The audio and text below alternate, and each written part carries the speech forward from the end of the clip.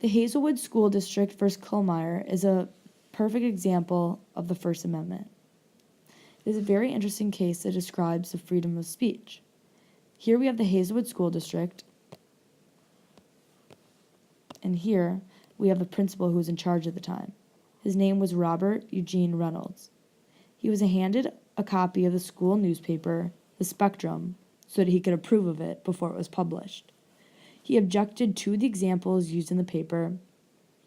He did not approve the section discussing teen pregnancy because it had real interviews and real examples. He also did not approve of the divorce case discussed in the article. He felt that the reference of pregnancy was inappropriate, and he felt that the divorce case was not approved by the family being used as the example, therefore their rights were being violated. He said that there was no time to redo the paper before the year was ending, so he removed 2 of the pages from the article.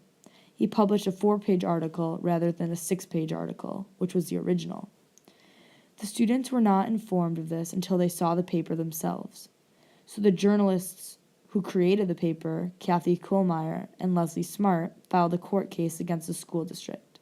These students believed that their First Amendment right of freedom of speech was violated. The First Amendment is an amendment that guarantees the right to freedom of speech or expression. Here is Kathy Kohlmeyer, and here is what they felt that the Spectrum had been, censored. So the final result of the case was that the court looked into the case thoroughly and decided against Kathy and Leslie. Therefore, the principal had won. The court believed that if the Spectrum was a school-sponsored newspaper, then the school had the right to censor as it pleased.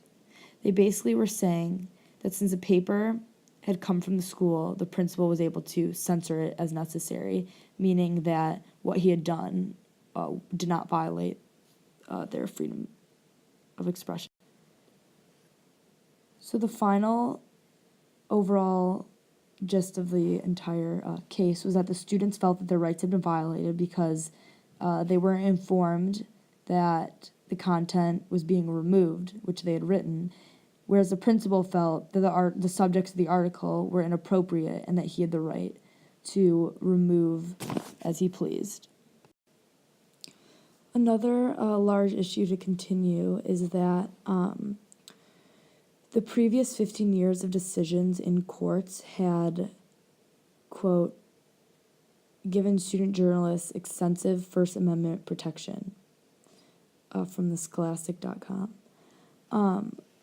Whereas now, the case of the Hazelwood School District versus Kohlmeyer had opposed the past 15 years. So whereas the students would have been given, they would have won the case and they would have been given, the right to freedom of speech. But now, 15 years in advance, this case begs to differ.